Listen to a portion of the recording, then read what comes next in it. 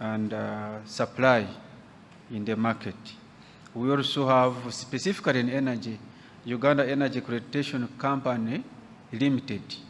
It is playing a lot in the renewable space, where they provide subsidies through banks so that local service providers can access and provide service at a low cost.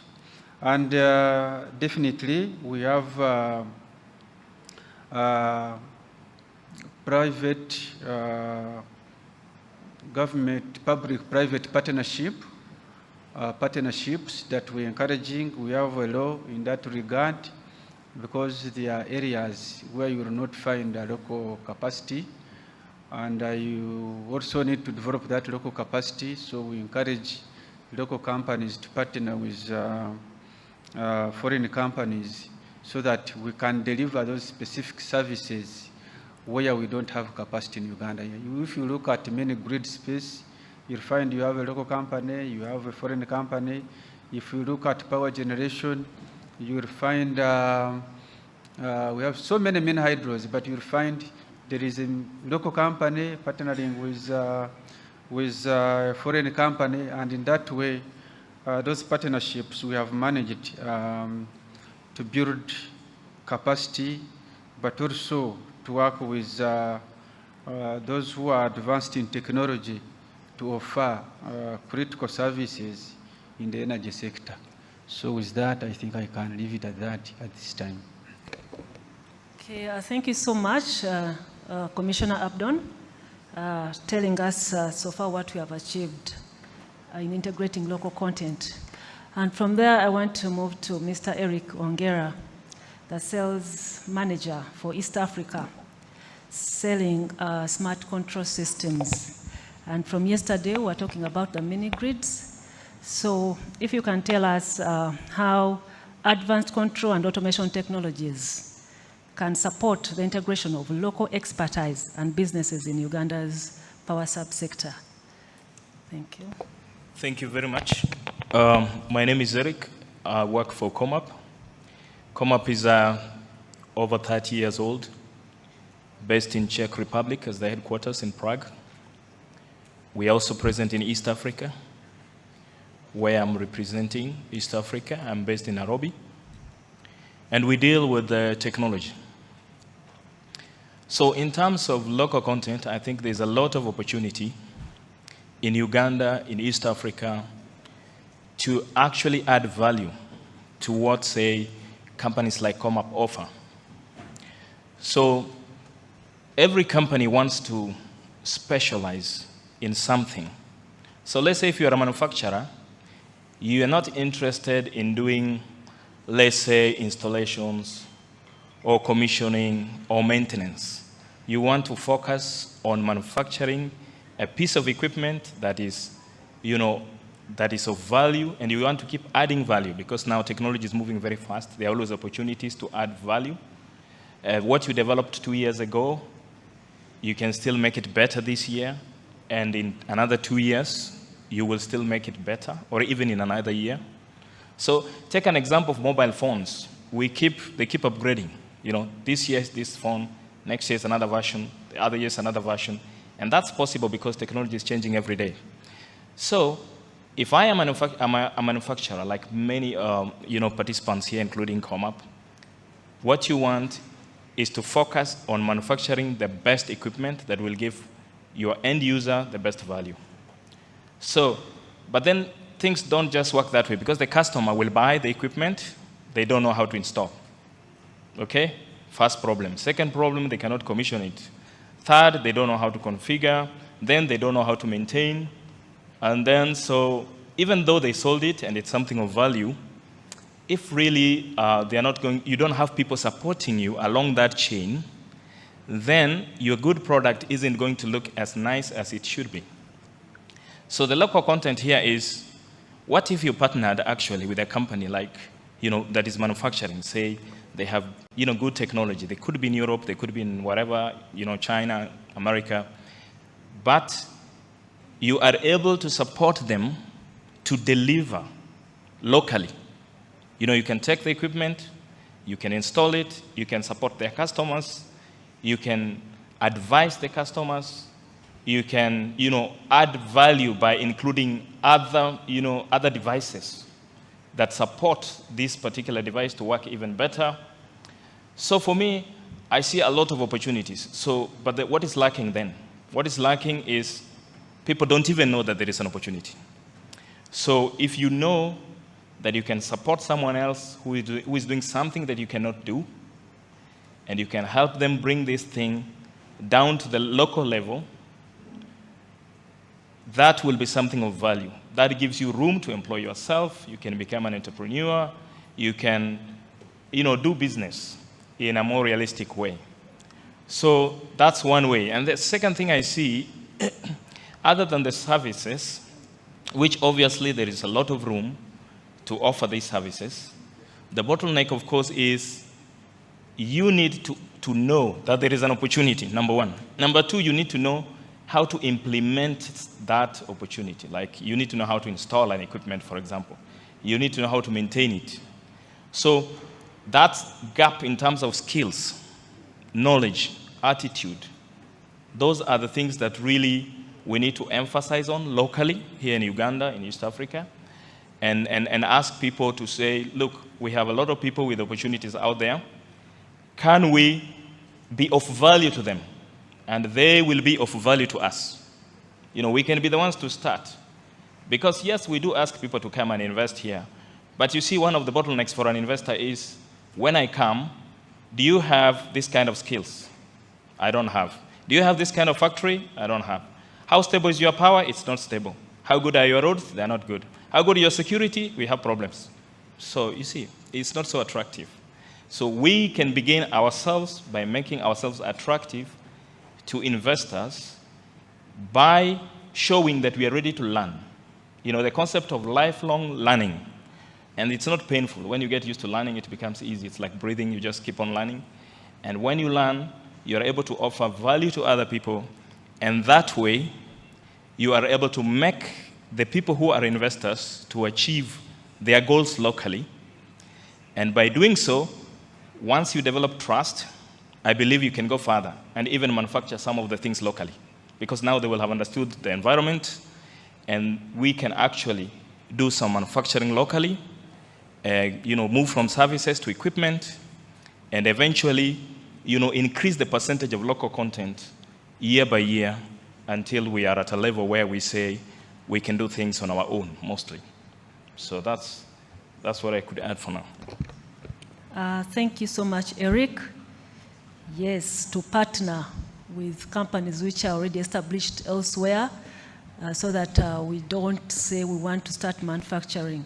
So we start by crawling, and then maybe eventually we can start manufacturing here locally. And so with that, I'll move to Idris. He's a director with NIOT Off-Grid Africa, and he's already here operating in Uganda. So he can tell us his experience in Uganda, the challenges and opportunities in financing local enterprises and developers to enhance local content in the power sector. Thank you. Good morning, everyone. So my name is Idris. I'm the CEO of NOAA, NIOT Off-Grid Africa, which is an investment platform dedicated to deploy mini-grids in Africa. We are present in 4 countries, but our biggest operations are actually in Uganda, where we deployed 28 mini-grids that are currently in operations, and we have 3 more that are still under construction in the north of Uganda. And the specificity of Uganda for us is that it's the only country where we actually have a team. So we have a separate company that is dedicated to develop new projects and operate our existing projects. So this company has 20 employees today. And the business model that we have developed for this company is actually to become a local ESCO, so energy service company, besides being a mini-grid operator. And we spent the 2 last years actually to support this company, to make sure that actually it's a self-sustainable company. We supported the management team, we reinforced the team because we acquired that company 2.5 years ago. And today we have a very robust local management team. So that's actually a very good achievement for us because there is less and less need for support from our team in Paris and in Kenya. And today we have actually a company that is fully autonomous. So what I would say regarding the local content, which is critical for us, the first one is absolutely the availability of skills, of skilled people and trained people. It's not always easy in all the markets where we are. And fortunately, actually in Uganda, we have very good technicians, engineers, and managers. So that's a specificity in Uganda, but we are still working on improving the availability of skilled people for the future because we are here for a long time. Our license is between 10 and 20 years, depending on the project. So we will operate these assets during probably 20 years, hopefully more. Meaning that we will need to find new people. Our team will keep growing, and it's not always easy to find people that are trained for our very specific needs, which is decentralized rural electrification. And that's why actually since the beginning, we opened the door to researchers and students from local universities actually to do research on our mini-grids, because we believe that actually a mini-grid in Uganda is not the same as a mini-grid in Sierra Leone or in Benin where we are as well. And this went pretty well. We have some research papers that have been released by these students. So meaning that we are tracking actually the good potential students for the future if we want to bring new staff on board. The second component that is very important for us, and that's something that we are currently working on, so it's not a track record, it's something that we want to develop, and we see opportunities in Uganda, is to work with local funders. Because to date, our money, our investments are coming from international investors. And our vision is that we need to be able to mobilize and to convince local funders, whether, will it be equity or debt funders, that this sector is attractive. And we know that the risk perception especially from local banks, for example, is still pretty high, but we are working with some of them, and actually we have ongoing negotiation to attract funding in local currency with local players. And for us, it's the best way to make our sector more sustainable if we have private capital flowing into these projects, convincing them that it's worth it. I think that's the key for the long-term success of our business and the massive deployment that is needed in the sector. The idea of attracting local money is actually to de-risk the foreign exchange risk, first of all. And there are some political or regulatory aspects of our business that can be better handled if we have local investors or local funders on board. So because they know the country better than we do. So we rely on potential financiers to partner with us locally to support the further deployment that we have in mind for the coming years. And the last component I would like to say is that we are, so our sector is heavily regulated, and we are here for a long time, meaning that we have a long-term natural partner, which is the government of Uganda. And I think that we have developed over the last years a very strong relationship with the Ministry of Energy, especially, where we see that we have exchanges that are allowing us to make progress together. The framework was not perfect, and our intervention was not perfect. But what we have seen over the last couple of years is that there is a progress that is made in parallel between the public authorities and the private sector. And for us, it's extremely encouraging because that's another key for the success of our business. And just to give you an example, in our sites in Lamu, in the north of Uganda, the grid has been provided by the ministry. So it has been funded by the ministry, so meaning that it's a pure local content. So half of the capex of the projects was coming from public money. And we believe that actually this type of partnership is critical for the long-term success. We cannot behave as a pure foreign company. And our ambition is actually to have a satellite platform that is fully autonomous for Uganda. Thank you so much, Idris, for sharing with us your experience. Indeed, he's confirming they have a local company which is operating here, the mini grids. And also, he's confirming what Eric indicated, the skills gap, which is a challenge that we need to address, but also that the regulation has been worked on and we are somewhere. So from there, I'll move to David. GIZ, this is a development partner, and we want to know the key policies and initiatives that GIZ Uganda is implementing to support local content development in the power sector, and how they contribute to fostering skills development and technology transfer. Of course, we are hearing skills development is a challenge, so if you can tell us what you're helping. Over to you. Thank you so much, moderator, and good morning to all of you. Those that have not met, my name is David Otieno. I'm responsible for energy and climate activities for GIZ Uganda, and I'm sure you'll meet a number of my colleagues around here, so some of the points that I'll be talking about here, you can also pick up with my GIZ colleagues that are in the room.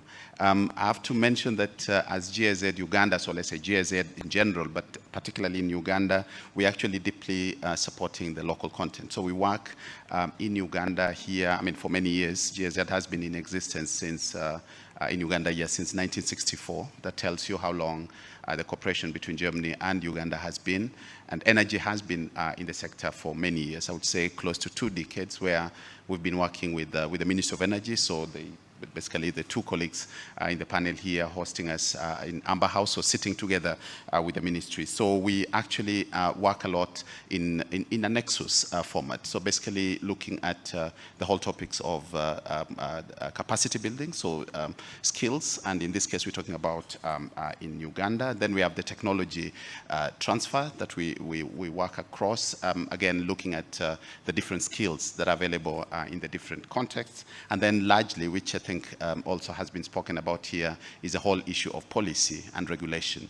Now I'll just give 2 or 3 examples, and I'm happy that NEOT is also on the panel here, so we work very closely also with the private sector. So one example that I wanted to give is the promotion of off-grid solutions, so decentralized electrification, which is a topic that is at the heart of GIZ in Uganda, but also globally. So we're collaborating a lot with the government, so with the Ministry of Energy and Min Development, but also other agencies like the regulation authority here, but in particular the private sector actors, because what we believe in to be able to sustain the sector, it's not about development partners, and I don't think that we have enough resources in the public coffers, but we need private sector investment. So the topic of cash, I think yesterday we had a lot about the need for money, the need for cash. So the private sector investment in the country is very key. So for us, we work very closely with the solar distributors, and most of them are in the room here, but also large players like NEOT or NOAA, if you so wish, to be able to kind of bring in the expertise that is required. And in this case, we work mainly to expand access to energy in the country, which is, clean energy. I think we focus a lot on that.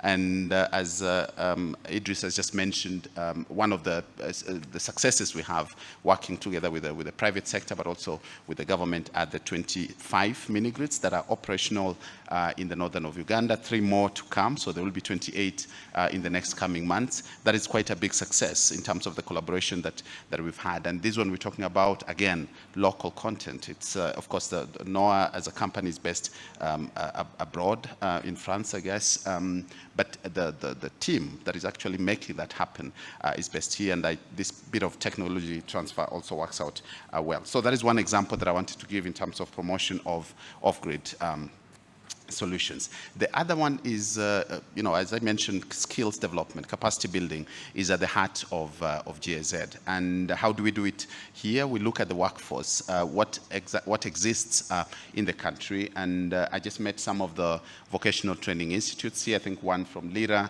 in the room, and I'm sure there are others here. So we work very closely with vocational training institutes in different formats, basically to support them with technical training. So bringing in expertise either within the country or out of the country to be able to ensure that they take full advantage and opportunities in the renewable energy sector. And we've seen a number of vocational training institutes that are in the room, but also outside these rooms, also creating courses on renewable energy, on energy efficiency, on e-mobility, and many other topics, which is something that I think we are very proud about, because as soon as you have institutions or institutes like VTI, the vocational training institutes taking that up, you're also talking about sustaining the industry in terms of skills. We also work a lot with, and this is something that we do deliberately, with associations.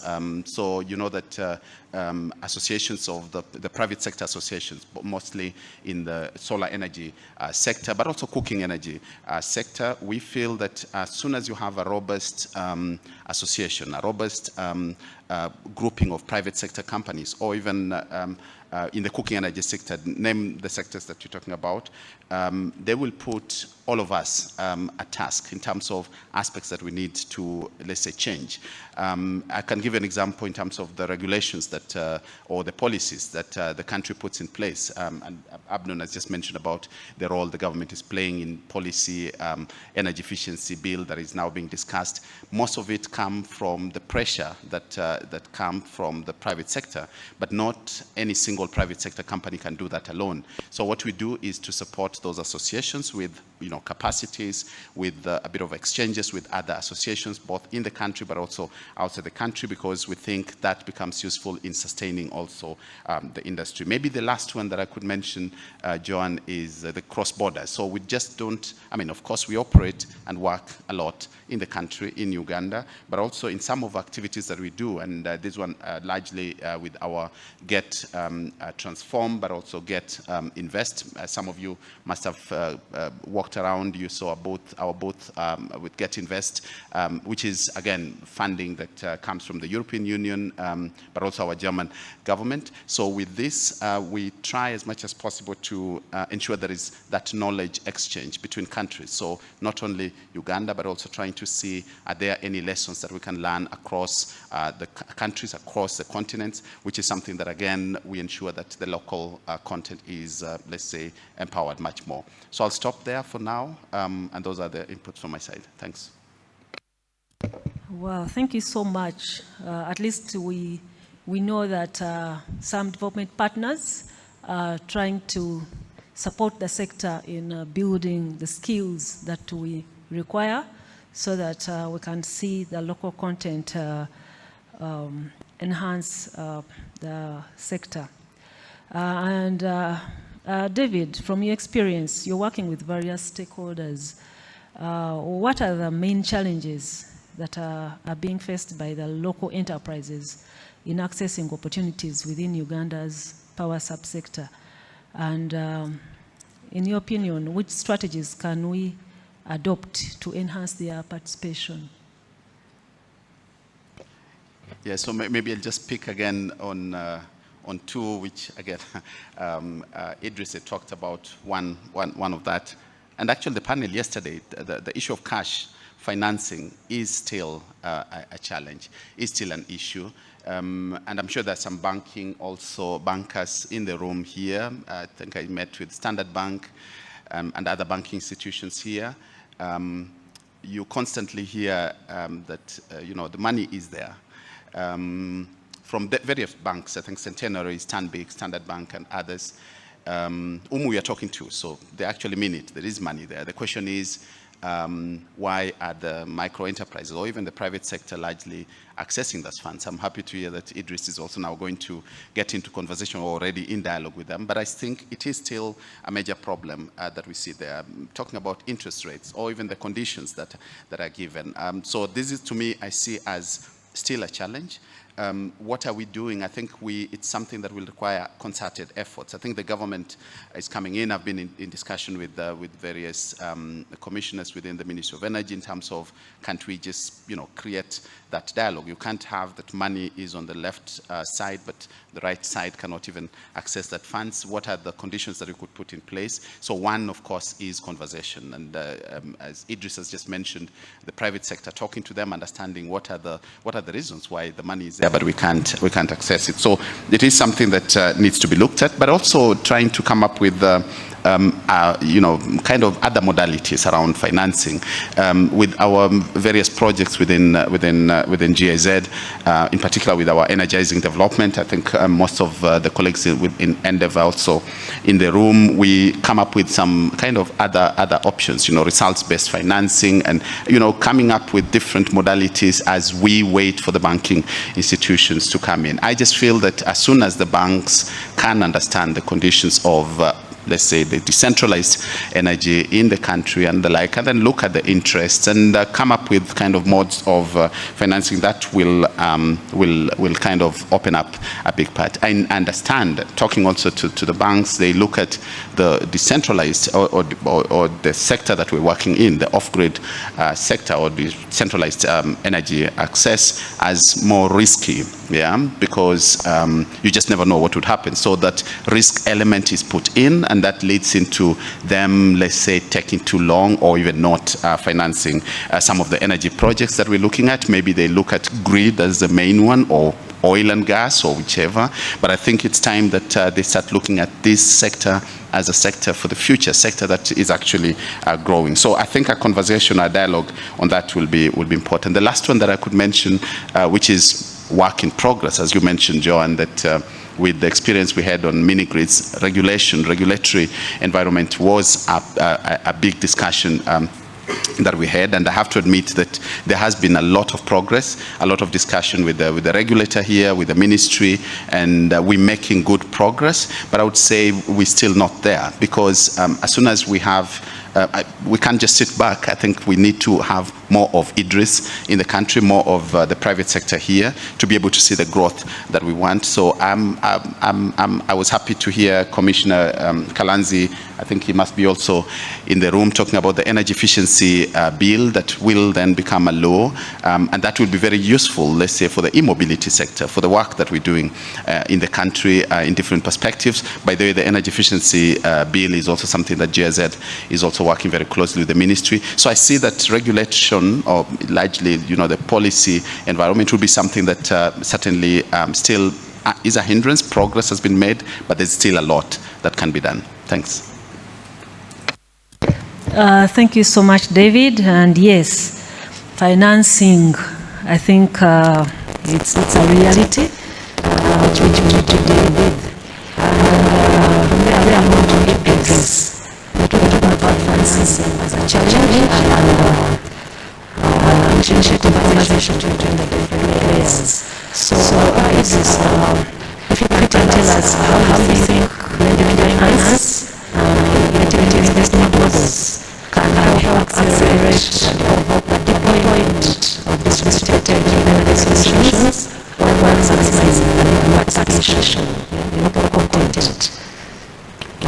So regarding the specific needs of the private sector, the sector at large, for the broader deployment of many solutions in the country, as I say in my presentation, we believe that the local private sector will need it, because they are potentially able to mobilize local capital or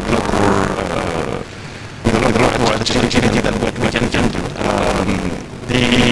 But so far, during our first phase of deployment, during the first 3 years, we were working with only national capital. And what it means is they have standards in terms of governance, in terms of requirements or activities that are international standards. And what we have seen with the team when we acquired was that the management and governance is concerned was not fit for investors. So that's a general comment that I can do about when we have local companies. They are managed as business, but not most of them are not investment ready for investors. So that's one reason why we want to bring local content on its sources. And what I can say regarding the ability of the local private sector to make investments, the type of investments that we are doing is infrastructure investment. So one key challenge we have when we go with, for example, like contracts like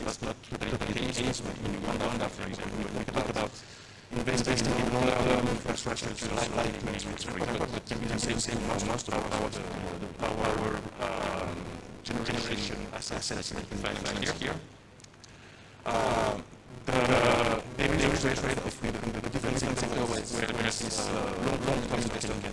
And when we look at the different sectors that they are used to look at, the first one is real estate. So the key challenge for us is convince these people that actually there are other classes of assets that are fit for their investment, that are more attractive than real estate. But today, I mean, it's done, so that's something discussion we have with local fund, for example, or with regional banks to let them better understand the risks of sectors, and step in this risk. We are not going to let them take more than half of the investment. We want them to step in this risk. We learn about the sector, the five steps, for example, so that the final answer is when we see that one of the companies in the country will be probably more than half of the investment by local capital. I think there is a lot of risk then, and going back to the capacity building as well, because the places here are not trained to get assets. So we need to train and we need to build capacity. On the finance side, we have the same problem. Right, thank you so much. Yes, local companies, which fits in so well what David has told us. Pastor David also is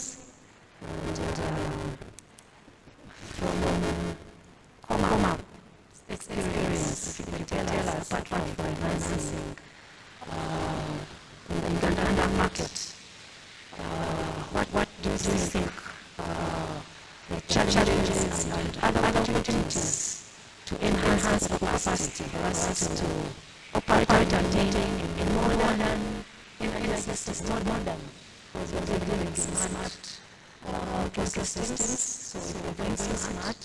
What are those challenges and opportunities to operate in modern energy systems in Uganda? So thank you very much for that opportunity. So there are challenges, but with every challenge comes opportunities. So it's not a bad thing to have challenges. If you have already identified them and you can do something about it, then it is an opportunity. So in this energy sector, we have micro grids, it could be small ones, it could be big ones, it could be a power plant in terms of megawatt scale. These days we're doing power plants in gigawatt scale. In other countries, not in Africa now. But you know what the countries are doing is just make more that is possible. So we have the advantage, but not knowing it is possible before we try something. So one of the things that as time goes by, technology is becoming more and more important in our lives. Just like in the past, electricity became more and more important. Now also electricity is important. There were times when people didn't have electricity, and maybe they didn't think it was somewhat pursuing another future. So right now, if you have, I'm just giving an example of a power plant. If you decide, if I identify a place in Uganda, for example, and you say this place grid is not or it's not stable, and I want to supply power in this part of Uganda, and you bring your solar panels and your transformers and cables, and you begin to supply the power. So, but that's just the skeleton. So from the outside person, they might think that that's all you need, just the equipment, and you're good to go. And that's assuming, of course, you have financing and people to implement all these things. But in reality, you actually got a lot more things that people don't see. So one of the things is, for example, you need metering.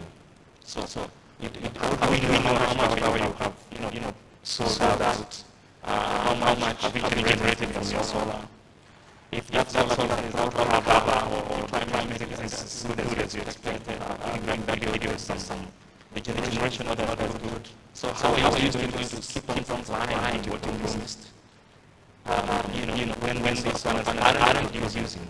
as much as they should have. Let's drive, for example. These panels are covered dust and all this stuff. Now it's not doing exactly what you thought at first. So what are you going to do next? So there are actually a lot of problems in these plants, a lot of challenges that people don't think about upfront. And sometimes what these things, if you develop it without thinking clearly, having a risk register, knowing these things can happen, this is the probability to happen, this is what really happens, you need to be very, very clear on what you're going to do. So just a little bit what companies like ComAp offer you in such a situation is that ComAp controllers that we use are available not just to tell you what's happening, like you monitor how much current is flowing, what is the voltage, what is the frequency, how many kilowatt hours, all these things, that's measurement. But again, remember the issue of things sometimes things don't always work in steady state. Like it's not always like a river can be flowing nicely every day, one day there might be a flood. So the same thing with the apartment. It's working properly, and then one day, boom, some wires have been cut, some poles have been hit by a vehicle, it's down, and your apartment is messed up and can't supply power anymore. So in that case then, what do you do? At least one you should be very is to make sure that your equipment is safe. You want them to be safe. So you need some protection. So there is the measurement part, and then there's the protection part. But what is this and you really know? How long does it take you to know what's happening on site? That's why ComAp is doing something we call remote monitoring. So we are able to gather that data and put it where you are. In your phone, there is a message that has just come in telling you something. Your plant is not working anymore. Your transformer is not supplying. Something has gone wrong. And it could come through your email as well. So these are the kind of technologies that we are offering so that people can have some peace of mind, can have more control, can have some more monitoring. And also further to that, you can go further and say there are things you can't see in 1 second, or 1 minute or 1 day. But if you keep observing for a long time, you can be able to say, look, I have seen that when we do this, then we end up with less production. When we do the other way, we end up with more production of solar, for example. So these observations, you're not going to be standing there looking at that power plant every day. But they are sensors, they are equipment, they are controllers like ours, which can be able to do that for you. And they're not going to get tired because they're not human anyway. And this information will be stored in the cloud for you to access. And maybe you don't have to even ask for it. Sometimes you can just, command your controller that, look, every month I want to know what's my production, how is it going down, is it improving, is it getting worse? And these trends and statistics will help you make better decisions about your plant. You will see what to improve, if you need to do some cleaning, some maintenance. If something is heating up slowly, every month it's becoming hotter and hotter, you know that you need to do something. So you have an early warning that something is going to happen at site. And this is what is modernization. Modernization is not just having the power. Power we can just put a generator out there and power we have. But if it's a complex thing that you have so many other stakeholders, even in terms of equipment, you have transmission lines, you have distribution lines, you have transformers, you have cables, you have communication lines, you have inverters, you have batteries, so many things. So you will need very many people to monitor all these things. Now the good thing is technology has taken us to a level where you can put sensors, you can put a lot of other equipment to gather data in your plant, and even where you're sending that power to, you can get to see, is the demand actually growing? Yes, it is growing at 2% per month or 2% per annum, whatever it is. So that you can sit down with your team and start saying, look, we need to do something about this power plant. It's slowly, by 2027, we know that we will require to expand it, and therefore you can plan in advance. So as a technology company, we want to add value to what the developer, what the EPCs, what the owners are already doing with the power plants. We want people to be able to make better decisions, and more importantly, to make the most out of the investment. So let me give you an example. If you have an off-grid, plant, a power-producing plant, and you're using, let's say, a generator to power your, to use it together with your inverters, because maybe you have PV and inverters. And you know what happens is you need to balance the power. If you have more than one, generation, you have probably, these gensets, and you have the batteries, and you have the PVs, and maybe you have another source, maybe wind, maybe even another means. It could be possible.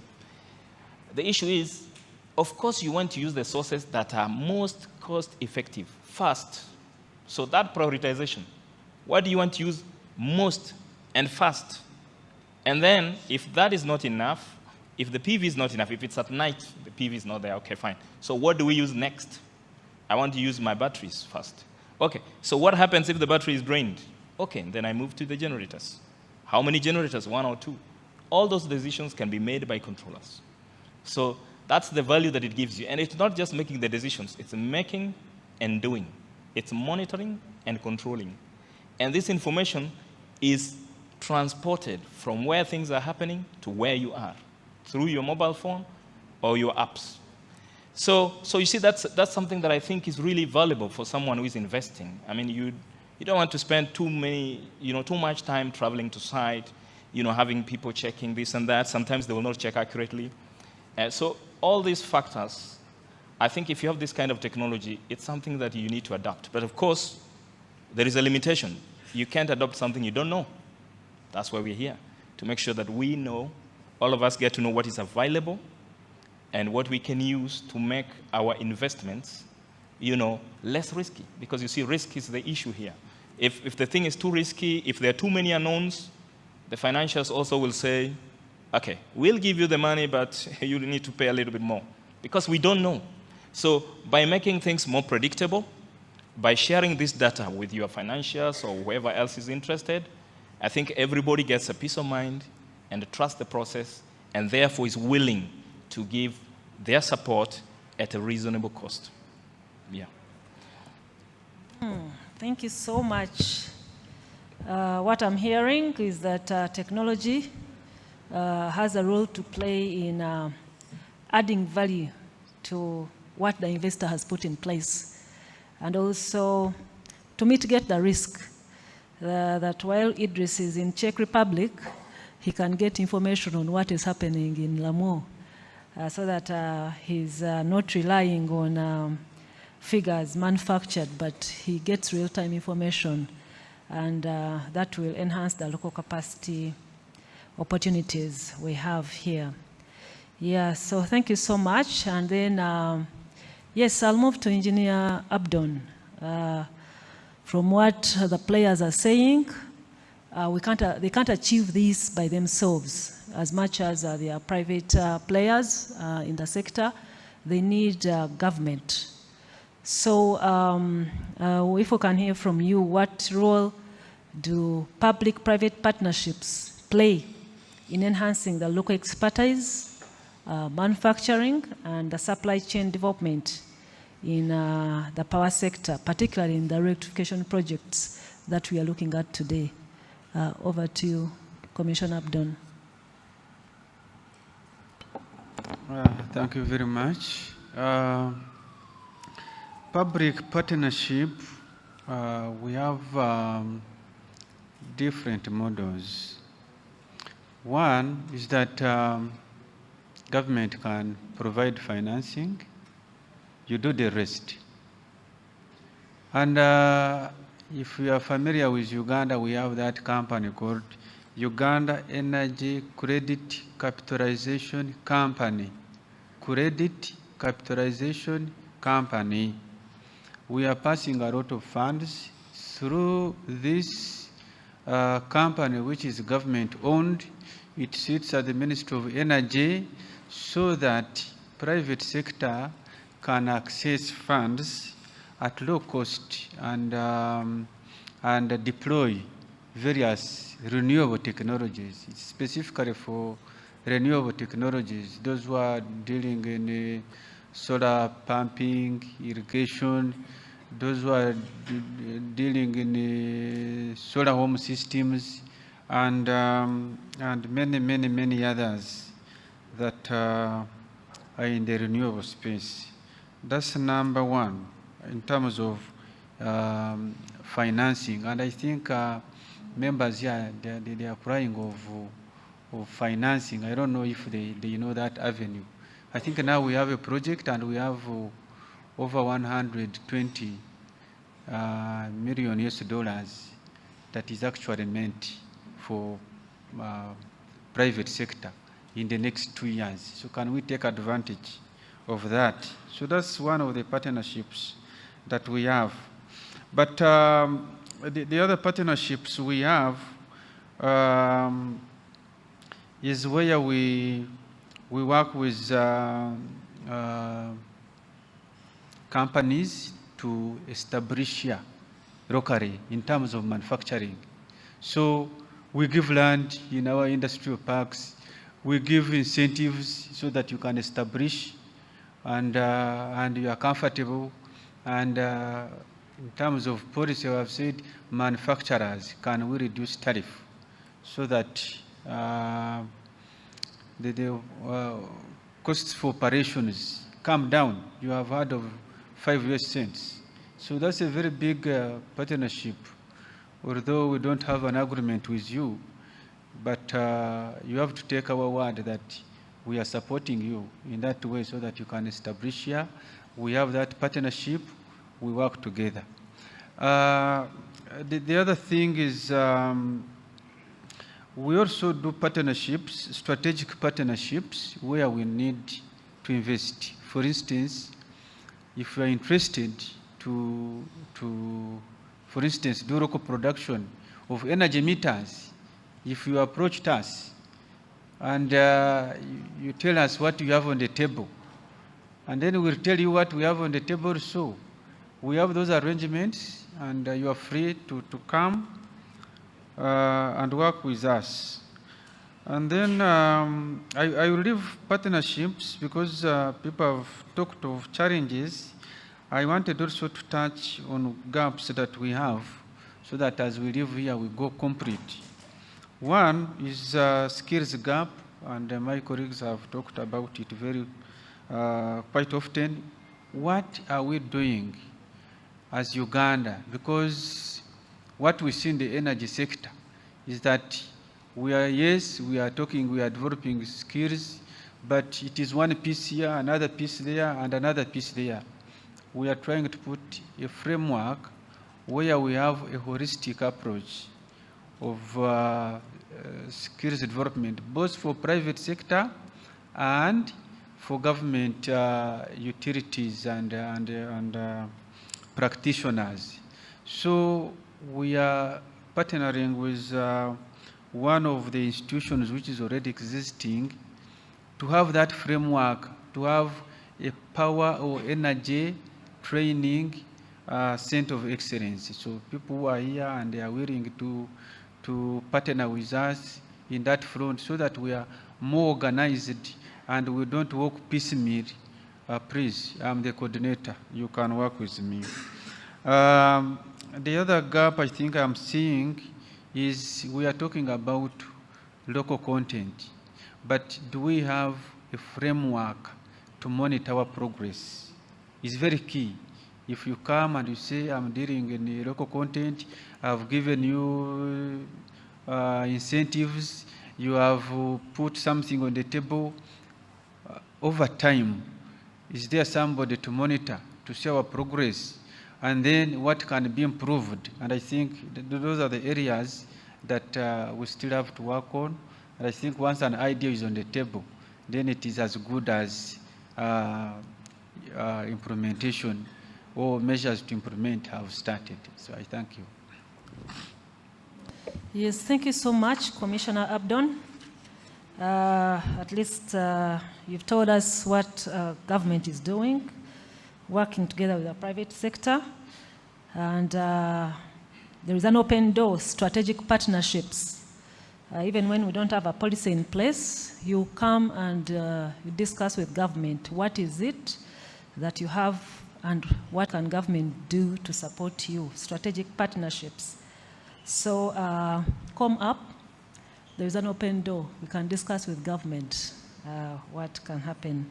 And also, we are happy to hear what government is doing to address the skills gap, establishing that center of excellency, working with the private sector at the same time to build the capacity so that we can progress. So I appreciate the presentations from the panelists, and maybe we are going to take a few questions from the audience. But as we do that, we shall have the final shots from the panelists, and maybe you can think about it. How can Uganda ensure that local content policies in the energy sector contribute to long-term economic growth, job creation, and the achievement of Sustainable Development Goal 7 on universal energy access? So you'll be giving your final shots on that. But in the meantime, we are going to have questions from the audience. I saw a hand up. Microphone? You have one?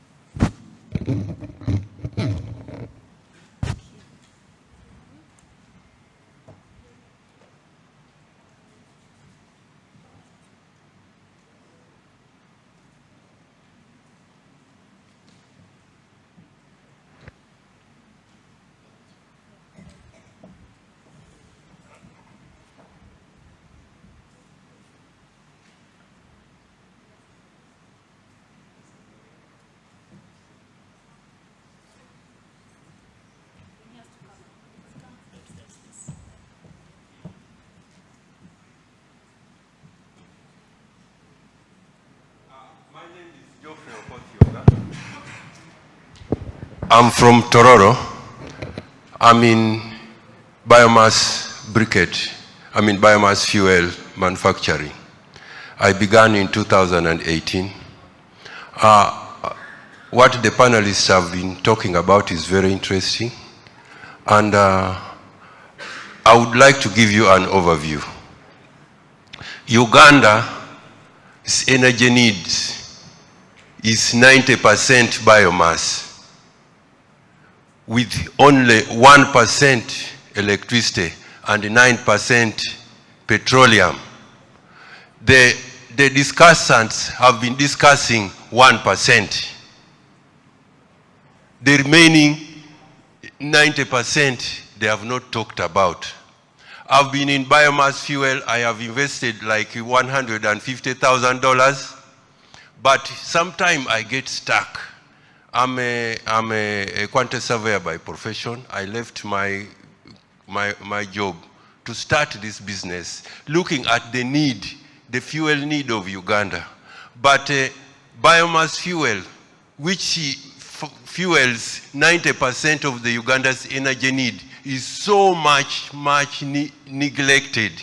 I went to Centenary Bank. The Centenary Bank official is here. I talked to him, but he rubbished me. I went back to Tororo.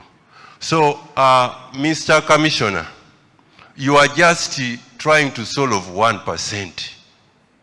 Try to solve the 90% biomass. You have a commissioner biomass, I have always been going to her, but she is very negative. GIZ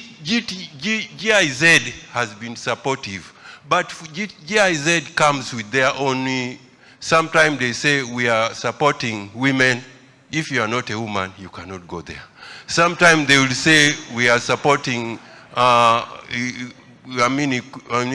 cook stoves, and I am in fuel. What can I do? So hold up our hands. There is one organization that is very, helping us so much. That is the EEP Africa. They have not attended this program this year, but they know that some people start from scratch. They hold your hand. They have held the hands of so many people, but I believe one day they will also hold my hand. Mr. Commissioner, you are, please, if you look at a family, 90%, I mean, in order to maintain a household in urban Uganda, a family utilizes 1 ton of charcoal. 1 ton of charcoal is equivalent to cutting down 88 medium-sized trees. Now, this charcoal is used in urban household. We have 850,000 urban households, and it is increasing because of the high rate of urbanization. That means 75 million native trees are being cut down annually to provide charcoal just for the urban population alone, leave alone the rural population. Nobody is bothered. We are just bothered about 1%. Thank you very much.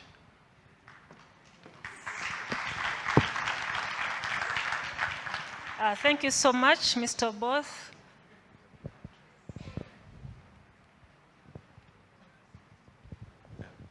Thank you so much. Abduchani Kansipambi from Centenary Bank. Okay, I'm going to talk about financing since I'm from that sector. Since the conference started, we've not heard about carbon credits, green bonds, blue bonds. And we hear, I think yesterday we had, there's quite a lot of money which has been put aside for climate financing. And we have seen Africa participating only 1% in these markets. And we are crying about patient capital. We, the local banks or any banks, we need those sorts of funds to be able to transfer that funding, maybe to the local content and to my colleague here who is talking. So how can we access this funding? We've seen some continents like Europe, they have come up with their taxonomy, European taxonomy. But Africa, if you look at that, we have few countries who have managed to come up with that instrument to access the climate change financing, which is quite a huge amount of money. We request also that is covered extensively so that we know what framework is needed for us also to participate in those markets. Thank you.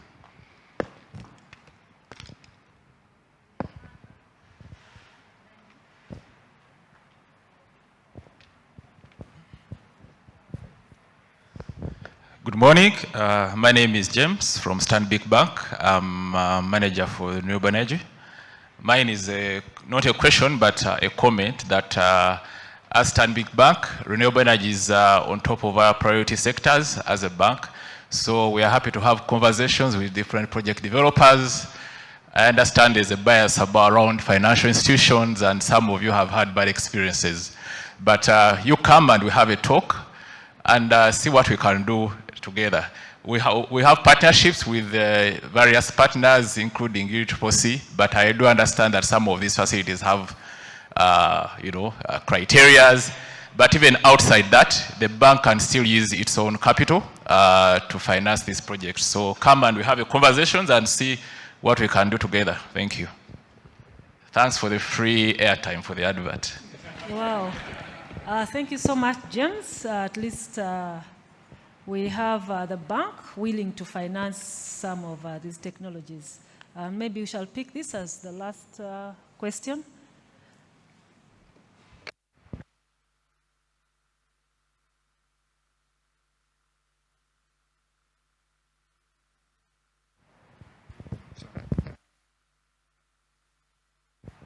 Hello. So I'm Nitin from Customized Energy Solution and also the president for Clean Energy Access Network. It's an industry body in India. So I want to understand on the standardization. That was a point raised right in the beginning. So it's a request. In the entire continent, we don't have a single testing facility for pumps, for lighting solutions, whether it is to measure illuminance or luminous. We have to send it to California, Europe, India or China. So why can't universities like Makerere, it's one of the top university here, have a testing facility lab, that's an amazing campus, and we can collectively support on that. So getting this product to use, that has to be tested. But we should not bind the innovation by putting a lot of standards. There should be the scope for innovation also. Then only the prices will come down or the solutions can be solved. So having a test facility on the continent, we really need that. We can work with CLAS, which is doing that, or Energy for Efficiency for Access. These programs are there, but a test facility will really help us getting things on track, and also accreditation from the bankers. They need a test facility certificate to give any loan or something. So let's work together with universities and other agencies here, and if it can happen in Uganda, which is the center or pearl of Africa, it can really benefit all the other 53 or 54 nations. Thank you. Thank you so much. And from the questions, what is coming through is that we have more opportunities, that, okay, there are challenges which we can turn into opportunities in the power sector.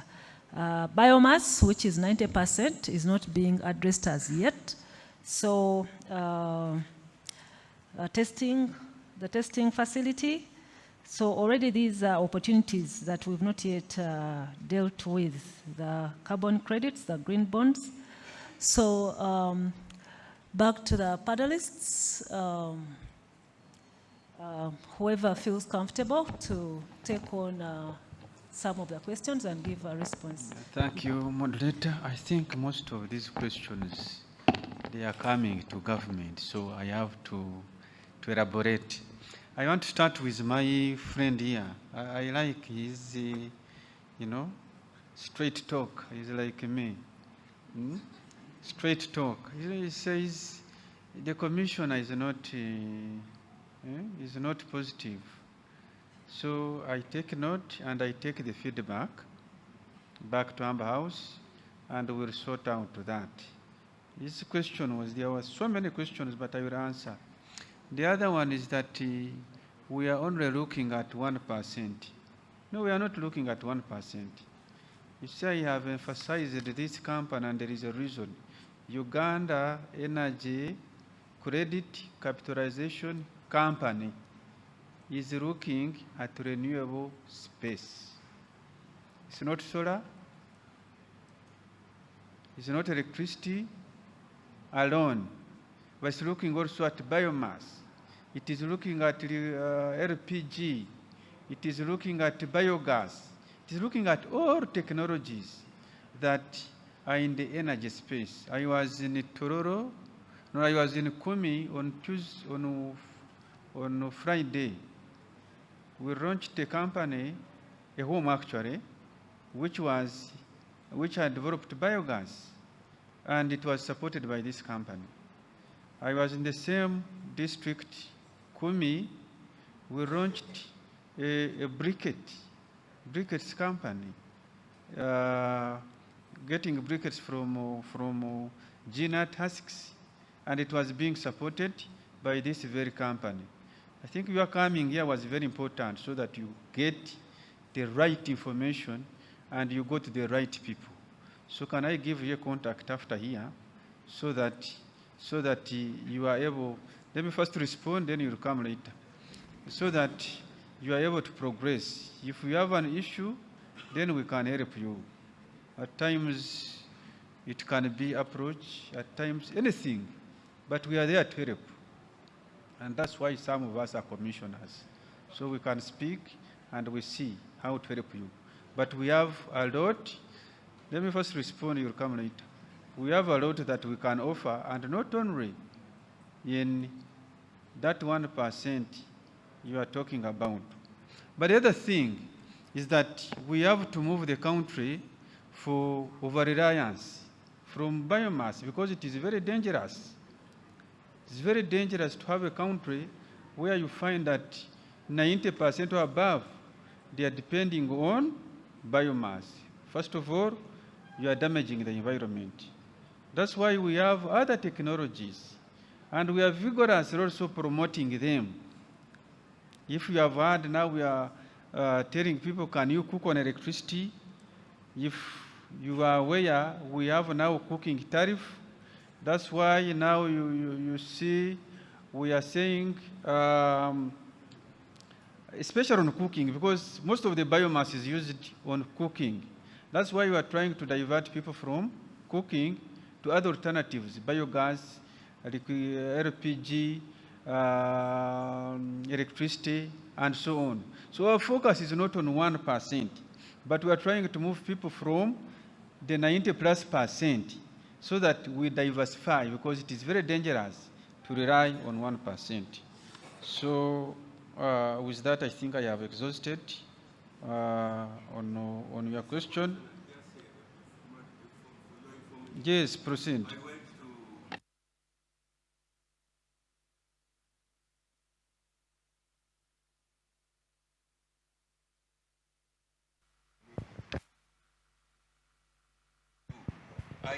I went to him when I was sent from the credit. I saw that organization and I was very, very pleased that my effort is now going to be, to boost up.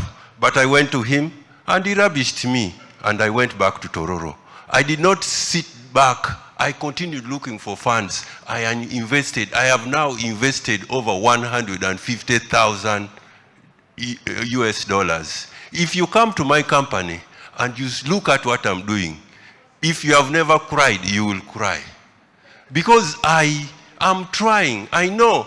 And if I sat down using my simple mathematics and I calculated, if we say we transform Uganda and we stop using biomass, the household alone will consume all the power that is needed to run the factories. Take, for example, a household in Uganda. They consume the rating of whatever they are using is about 100 watts. If you are cooking your beans or cooking your atapa, you are using 100 watts. And if you use it for 4 hours in a day. But when you are using electricity, we use it for charging our phone, we use it for lighting, we don't even use 100 watts. So turning electricity for cooking will consume all the hydroelectric power in Uganda. Biomass is there to stay. It is not going away, Mr. Commissioner. If you are talking of stopping biomass, we shall be behaving like an ostrich that is hiding his head on the sand, trying to run out of the problem. Biomass is there. It is not only in Uganda, it is in sub-Saharan Africa. You will find that in all and Southeast Asia, the usage of biomass is between 70 to 90%. Kenya is a bit reducing. Theirs is about 80%. We are not running away from there, but let us make it sustainable. Let the government also help the private sector like us. I would be very comfortable in my construction, but this is a big problem that we need to solve. Nobody is going to solve it for us. I think, Mr. Boss, we should have conversation. I think we should exchange contact so that we have an appointment with the Commissioner, Ministry of Energy, to further this conversation. So no, for me, it doesn't need an appointment with me. After here, you come. Yeah, sure. We discuss. There could be a problem. Yeah. There could be a problem. But I don't think, as a government, we have mechanisms. And we welcome your feedback. So come and tell me, we'll have a solution. Thank you. I wanted to address something also on standards and testing facilities. One item which came out was lighting. We have, we know this, and we are supporting UNDP as energy sector so that they can enhance their testing capabilities. I think we have given them testing facilities for meters, electricity meters. We have given them testing facility for lighting. It is small. They are upgrading, and we are still, based on the need basis, we are still talking to them on how we can improve. So that's an area that we know very well, because you can't develop local content if we don't have standards and how to check those standards. So with that, I thank you. So much, and time is not our ally. We have overshot the time, so maybe we have the area we've not tackled, the carbon credits and green bonds. I think that's a take-home for us to look at, to see how it can help transfer into local content. And I'll just ask maybe David, to just give us your parting shot regarding the local content policies in the energy sector that can contribute to long-term economic growth, job creation, and the achievement of the Sustainable Development Goals, SDG 7, on universal energy access in Uganda.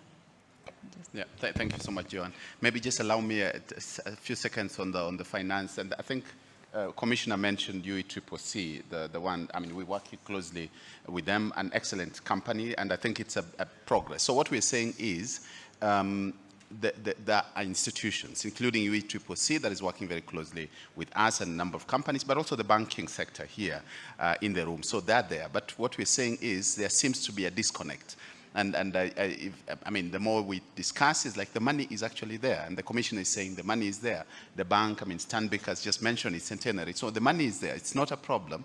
It is more, does it reach to where it's supposed to reach? And I think that is the conversation that I was talking about. We need to kind of get into in a very open way. The other thing that I wanted to mention is, I think it's already been mentioned by the Commissioner here, the whole issue of working with UNBS. I think that is something that we need to, let's say, push more, and we're working closely with the ministry to work with such kind of institutions, but also use the existing institutions like vocational training centers. We're working closely with RETC, Nakawa, to be able to have, let's say, more of those testing facilities in different locations, because you can't expect a manufacturer in Lira, for instance, to come and do the testing in Kampala or in another country, as the colleague from India has just mentioned. So we need to see how do we spread all this, because at the same time you need to have, because the industry in Uganda is growing,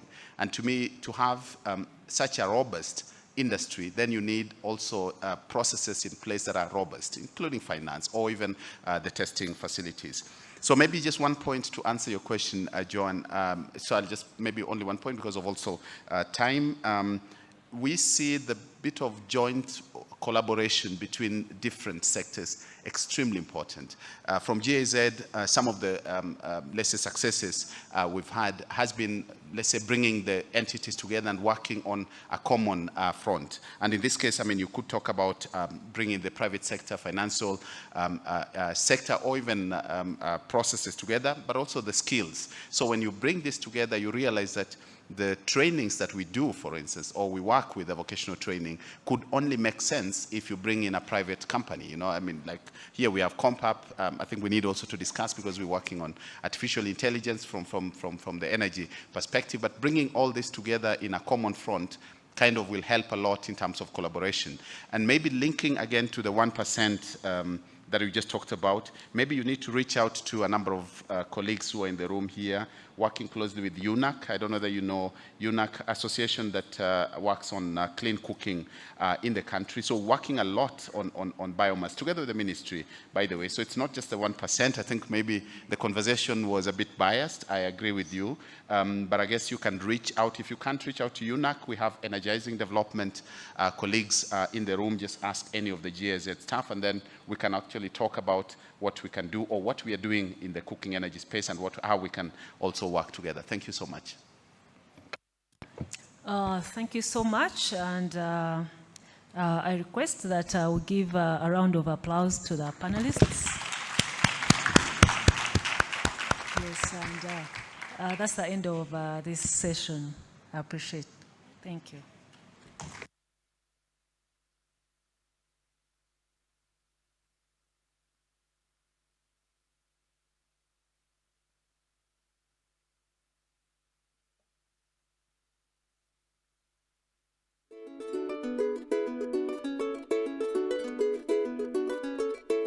In Uganda, communities and businesses face immense challenges from high energy costs, frequent power outages, and limited access to clean, efficient energy solutions. To tackle these pressing issues, the IMEU project, funded by the Embassy of Sweden, is working to promote cost-effective, energy-efficient technologies and practices that reduce energy costs, as well as negative environmental impacts associated with inefficient energy use. We could spend a lot of money in sterilizing our equipment, 9 million and above. SNV came in through email, and the power efficient autoclave came in. We saw also our costs coming down, like 3 million coming down. Every ward needed a percolator for boiling water. It required us to be using too much electricity. Since we got the solar water system, every ward has a tap for that warm water. Our energy cost in terms of electricity was over 60 million per month. So we have installed here a 425 kilowatt solar plant, which is synchronized with the national grid and the generator. We are already saving about 25% of our energy bill by running this solar plant. Bataka tikchiroho is sorazi company kane tshashora shilingi 2 hati kubahirize ku installinga soras company ya increasing price yatandika kushashora shilingi 2.5 na hamwe ishashora 2. Before we heard about the email project, we were paying umeme bills of over 110 million shillings in the peak season. We were also using quite a lot of firewood. Other than the high cost of firewood, it was also having a bit of an impact on the environment. Some of the recommendations that they have made have been upgrading the motors that we're using continuous chemical withering and then the continuous physical withering machines, which use slightly less energy. To run these motors, we used to pay 3 to 4 million shilling every month, electricity bill alone. It came to 1.5. With the installation of the energy efficient institutional cook stoves, we have reduced our consumption of firewood by more than a half. Nuatamoni atuna karmo ya nyim aranu ngopehi koma. Eto mano mi odong. Kerna metik ya mede. Mi omirina dang metik tio mede nyim. Pieni yata no yiro tiecha. The 3.9 kilowatt solar system that has been installed, we've been using it for lighting to replace electricity. The electricity bill has also reduced by about 50%. Energy efficiency presents endless possibilities in contributing to the reduction of energy poverty, mitigating and adapting to climate change, and reducing biodiversity loss, especially in a country like Uganda, where over 80% of households and industries depend on biomass as a fuel.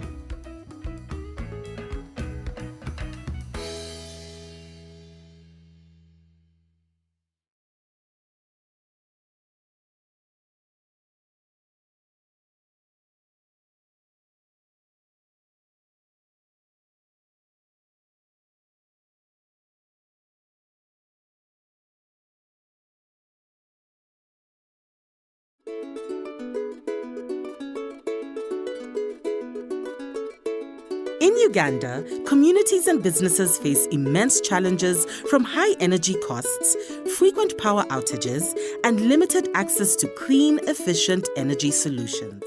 To tackle these pressing issues, the Imeu project, funded by the Embassy of Sweden, is working to promote cost-effective, energy-efficient technologies and practices that reduce energy costs, as well as negative environmental impacts associated with inefficient energy use. We could spend a lot of money in sterilizing our equipment, 9 million and above. SNV came in through email, and the power efficient autoclave came in. We saw also our costs coming down, like 3 million coming down. Every ward needed a percolator for boiling water. It required us to be using too much electricity. Since we got the solar water system, every ward has a tap for that warm water.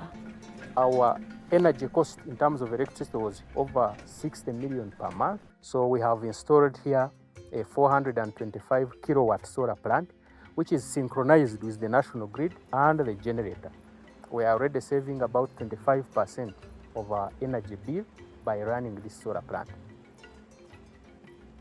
bataka tikiciroho izi soras kampani kane turashora shilingi 2 hati kubahirize kuinstoringa soras kampani ya increasinga price yatandika kushashora shilingi 2.5 na hamwe ishashora bishatu 2. Before we heard about the IMEU project, we were paying umeme bills of over 110 million shillings in the peak season. We were also using quite a lot of firewood. Other than the high cost of firewood, it was also having a bit of an impact on the environment.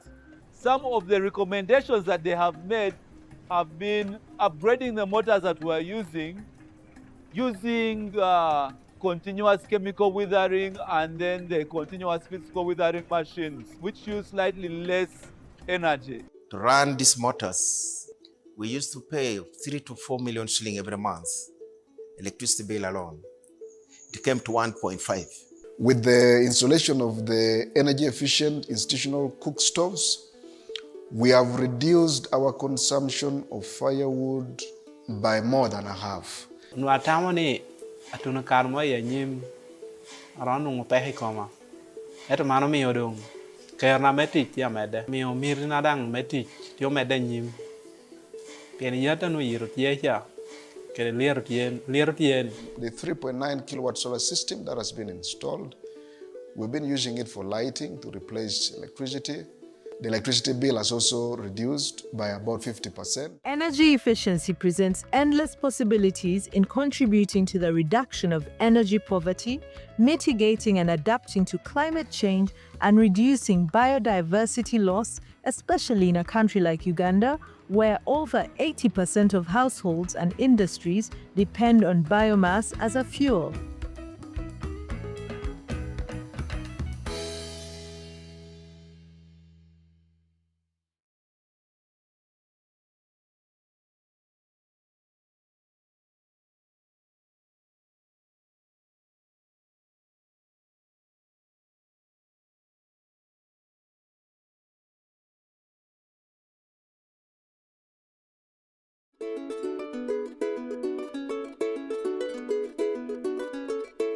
In Uganda, communities and businesses face immense challenges from high energy costs, frequent power outages, and limited access to clean, efficient energy solutions.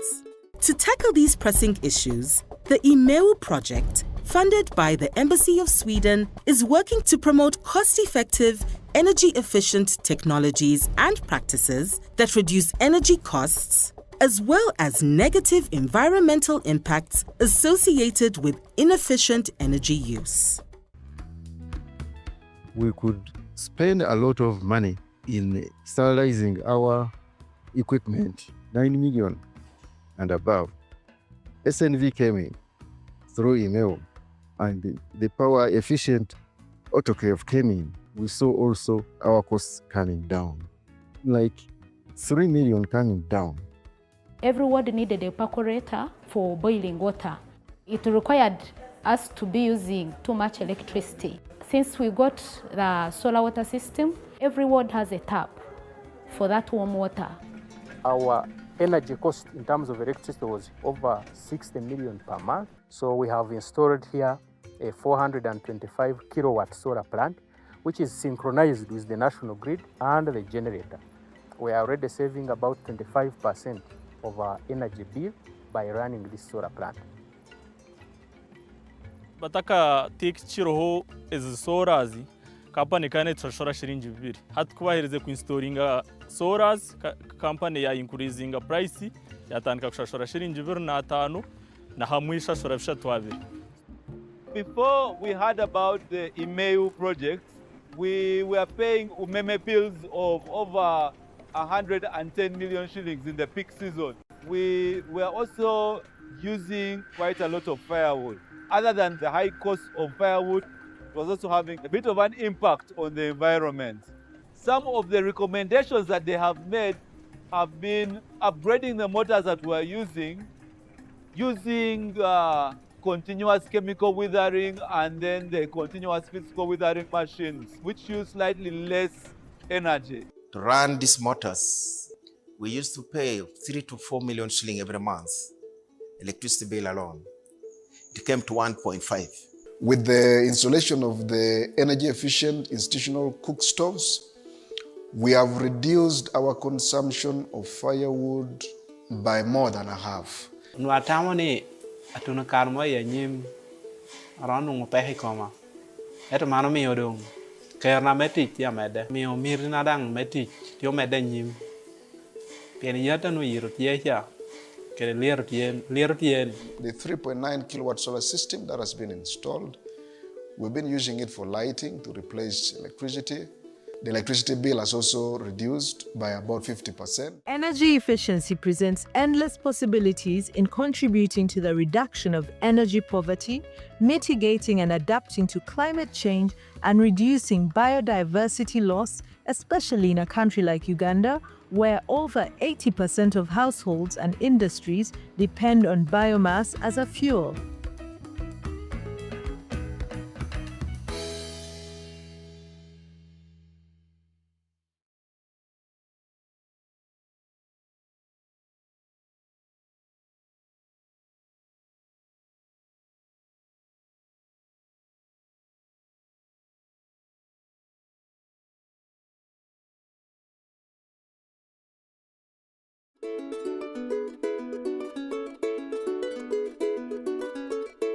In Uganda, communities and businesses face immense challenges from high energy costs, frequent power outages, and limited access to clean, efficient energy solutions.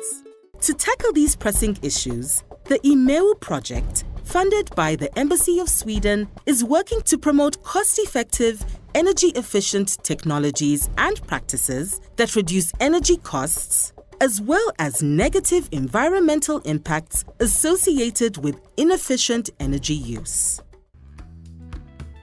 We could spend a lot of money in sterilizing our equipment, 9 million and above. SNV came in through email, and the power efficient autoclave came in. We saw also our costs coming down, like 3 million coming down. Every ward needed a percolator for boiling water. It required us to be using too much electricity. Since we got the solar water system, every ward has a tap for that warm water. Our energy cost in terms of electricity was over 60 million per month. So we have installed here a 425 kilowatt solar plant, which is synchronized with the national grid and the generator. We are already saving about 25% of our energy bill by running this solar plant. Bataka tikchiroho is sorazi company kane tsoshora shilingi 2 hatukubahirize ku installinga soras company ya increasing price yatandika kushashora shilingi 25 na hamwe ishashora 2. Before we heard about the IMEU project, we were paying umeme bills of over 110 million shillings in the peak season. We were also using quite a lot of firewood. Other than the high cost of firewood, it was also having a bit of an impact on the environment. Some of the recommendations that they have made have been upgrading the motors that we're using continuous chemical withering and then the continuous physical withering machines, which use slightly less energy. To run these motors, we used to pay 3 to 4 million shilling every month, electricity bill alone. It came to 1.5. With the installation of the energy efficient institutional cook stoves, we have reduced our consumption of firewood by more than a half. Nuatamoni atuna karmo ya nyim aranu ngopehi koma. Eto mano mi odong. Kerna metik ya mede. Mi omirina dang metik tio mede nyim. Pieni yata nu yirut yecha. Kere lirut yen. The 3.9 kilowatt solar system that has been installed, we've been using it for lighting to replace electricity. The electricity bill has also reduced by about 50%. Energy efficiency presents endless possibilities in contributing to the reduction of energy poverty, mitigating and adapting to climate change, and reducing biodiversity loss, especially in a country like Uganda, where over 80% of households and industries depend on biomass as a fuel.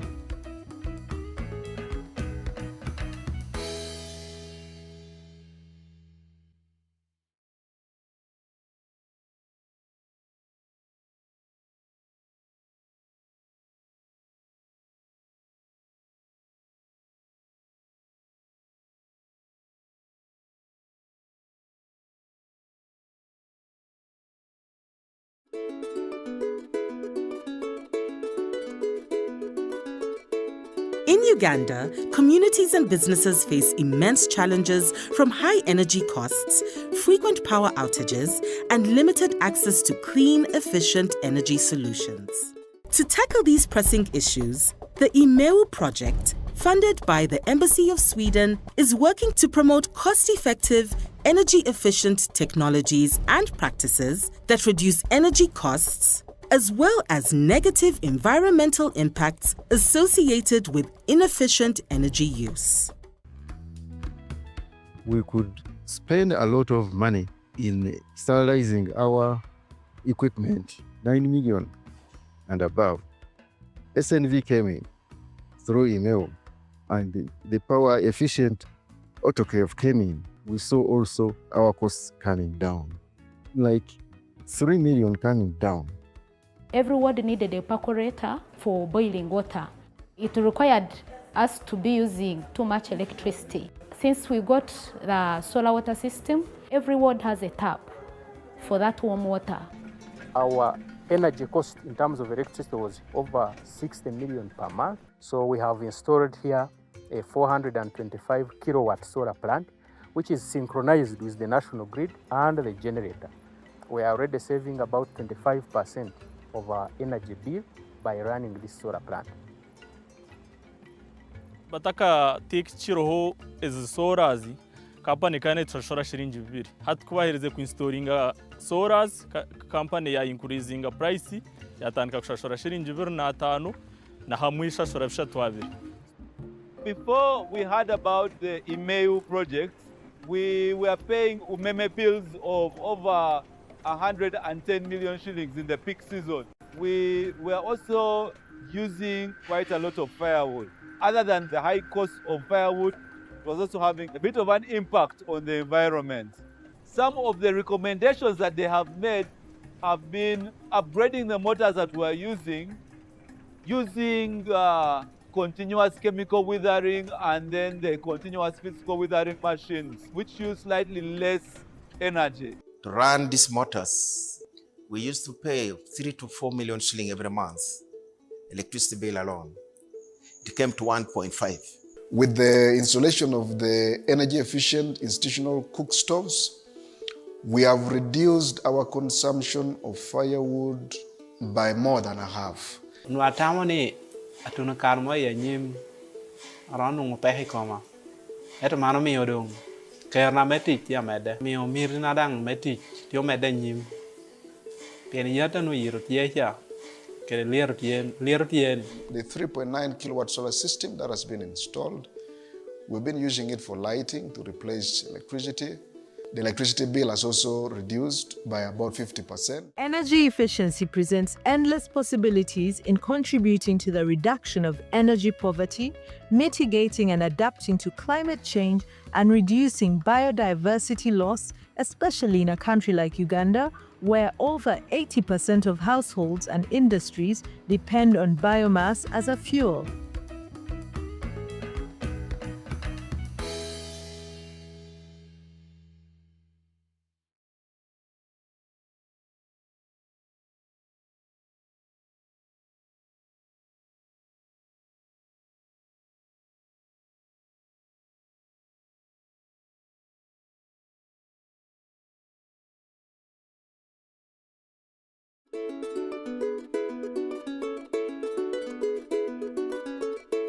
In In Uganda, communities and businesses face immense challenges from high energy costs, frequent power outages, and limited access to clean, efficient energy solutions. To tackle these pressing issues, the IMEU project, funded by the Embassy of Sweden, is working to promote cost-effective, energy-efficient technologies and practices that reduce energy costs, as well as negative environmental impacts associated with inefficient energy use. We could spend a lot of money in sterilizing our equipment, 9 million and above. SNV came in through email, and the power efficient autoclave came in. We saw also our costs coming down, like 3 million coming down. Every ward needed a percolator for boiling water. It required us to be using too much electricity. Since we got the solar water system, every ward has a tap for that warm water. Our energy cost in terms of electricity was over 60 million per month. So we have installed here a 425 kilowatt solar plant, which is synchronized with the national grid and the generator. We are already saving about 25% of our energy bill by running this solar plant. bataka tikiciroho izi solas kampani kane turashora shilingi 2 hati kubahirize ku installinga solas kampani ya increasing price yatandika kushora